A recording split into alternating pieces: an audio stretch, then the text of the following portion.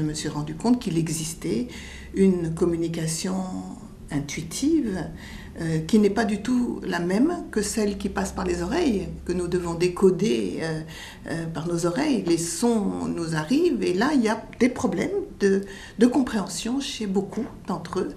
Et le handicap mental existe. Ils ont des problèmes d'intelligence, des problèmes qu'on appelle cognitifs, de connaissances, d'apprentissage des connaissances, de restitution des connaissances.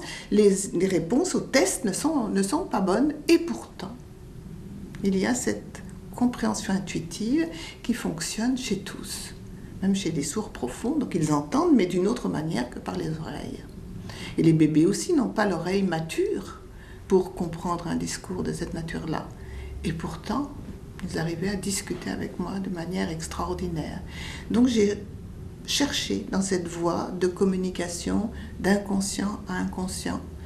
Et c'est là que c'est devenu très difficile parce que ça n'est pas admis dans notre civilisation.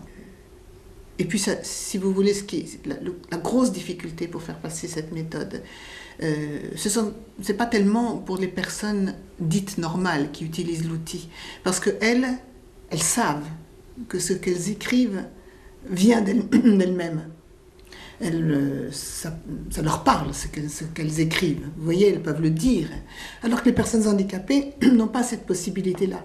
Et le contraste entre leur comportement, leur attitude est tel, le contraste entre leur comportement et ce qu'elles écrivent est tel que c'est incompréhensible.